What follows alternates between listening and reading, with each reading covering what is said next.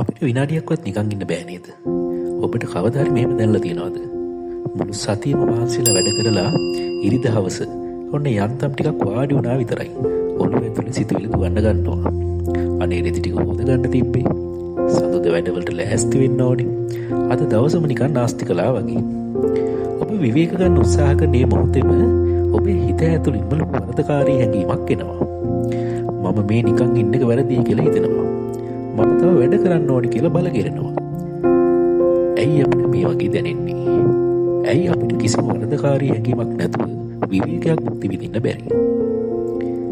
ඉතින් මට අද කතා කරන්න ඕනේ අපි ශ්‍රී ලාංකික සමාජයේ බොහෝ දෙනෙක් දිනපතා අත්විඳින මේ ප්‍රොඩක්ටිවිටි ගිල්ට් එක ගැන. ඒ කියන්නේ මම නිතරම කාර්යබහුලව ඵලදායීව ඉන්න ඕනි කියන පීඩනය ගැන. මුලින්ම අපි තේරුම් ගන්න ඕනේ මේක අපේ අඩුපාඩුවක් නෙමෙයි. මේක අපි පුරුදු වුණු දෙයක්. පළවෙනි කාරණය තමයි අපේ වීරය වෙන්නේ මහන්සියලා වැඩ කරන කෙනා කියලා අපි විශ්වාස කරනවා. පොඩි කාලේ ඉඳන් අපිට කියලා දෙන්නේ මහන්සි වෙලා ඉගෙන ගන්න. කම්මැලි වෙන්න එපා. උත්සාහවන්තයා ජය ගනී කියලා. මේවා හොඳ දේවල්. ඒත් මේකේ අනිත් පැත්ත තමයි විවේක ගන්න එක සමානයි කම්මැලිකම කියලා අපි ඉගෙන ගන්නවා.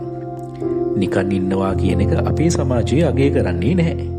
අපේ වටිනාකම තීරණය වෙන්නේ අපි කරන දේ මත කියලා අපි විශ්වාස කරනවා. දෙවෙනි කාරණය ගත්තොත් ආර්ථික පීඩනය සහ පෝෂකයාගේ භූමිකාව කියලා අපිට හඳුන්වන්න පුළුවන්. අපේ රටේ තියෙන ජීවන වියදම සහ ආර්ථික අභියෝගයක මම වැඩ කරේ නැත්නම් පවුලට මොකද වෙන්නේ කියන බය අපේ හිතේ තියෙනවා.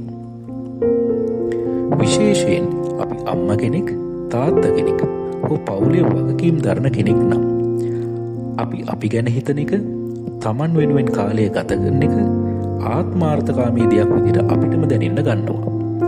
දරුවෝ වෙනුවෙන්, දෙමව්පිය වෙනුවෙන් කැප වෙන්න ඕනේ කියන අදහස අපේ ඇඟටම කාවැදිලා. මේ නිසා අපි විවේක ගන්න හැම මොහොතකම අපේ හිත බනිනවා ඔයාගේ වගකීම් බැහැර හරිනවා කියලා. අපි දැන් බලමු විවේක නොගැනීමෙන් වෙන හානියන් පිළිබඳව. මෙම වරදකාරී හැඟීම අපිව වැඩ කරන්න මෝටිවේට් කරනවා කියලා අපි හිතුවට ඇත්තටම වෙන්නේ හානියක්. මම මේකට කියන්නේ the tired guilty cycle කියලා. tired guilty cycle කියලා කියන්නේ මුලින්ම ඔබට හිතෙනවා ඔබට මහන්සි කියලා. ඉන්පසුව ඔබ විවේක ගන්න උත්සාහ කරනවා. ඔබට වරදකාරී හැඟීමක් එනවා. ඒ අනුව ඔබ ඒ හැඟීමෙන් බේරෙන්න ආයෙත් වැඩ කරනවා. එවිට ඔබට තවත් මහන්සි වෙනවා. මේ චක්‍රය දිගින් දිගටම යනවා. ඉතින් මේකේ අවසාන ප්‍රතිඵලය තමයි බර්න් අවුට්. එහෙම නැත්නම් මානසිකව දැවී යාමක් සිදුවීම. එතකොට අපිට වැඩක් කරගන්න බෑ.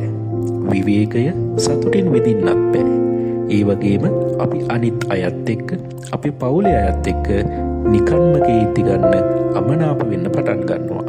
මොකද අපිට අපිවම නැති වෙලා. ඉතින් කොහොමද මේ චක්‍රයෙන් මිදෙන්නේ? මම ඔයාට ප්‍රායෝගික ක්‍රම තුනක් කියලා දෙන්නම්. පළවෙනි ක්‍රමය තමයි විවේකය කියන එක රීෆ්‍රේම් කරන්න. මේක තමයි වැදගත්ම දේ. විවේකය කියන්නේ කාලය නාස්ති කිරීමක් නෙමෙයි. විවේකය කියන්නේ අලුත් වැඩියා වීමක්. හිතන්න ඔයාගේ ෆෝන් එක ගැන.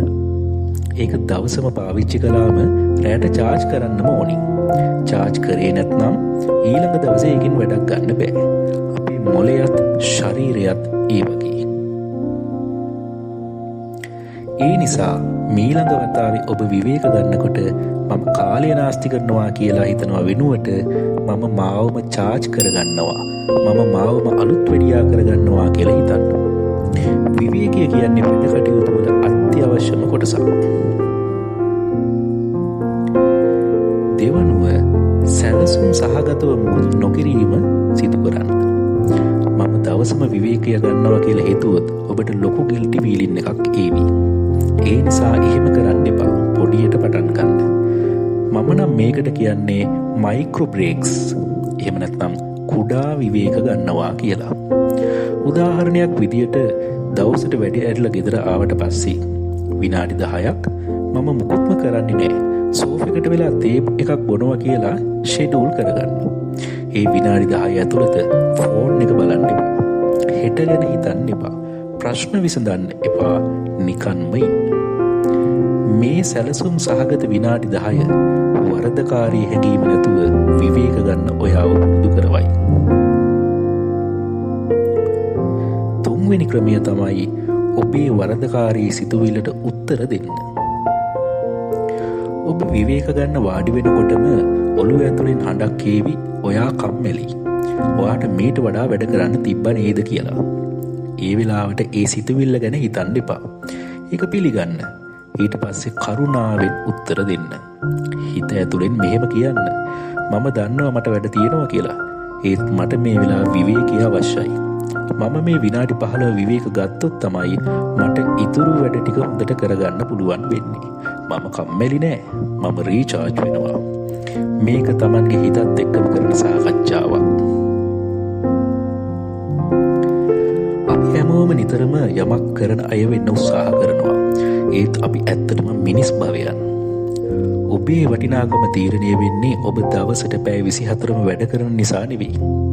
ඔබේ වටිනාකම තීරණය වෙන්නේ ඔබ පැය කීයක් ප්‍රොඩක්ටිව් වුණාද කියන එක නෙමෙයි. ඔබට විවේක ගන්න අයිතියක් තියෙනවා.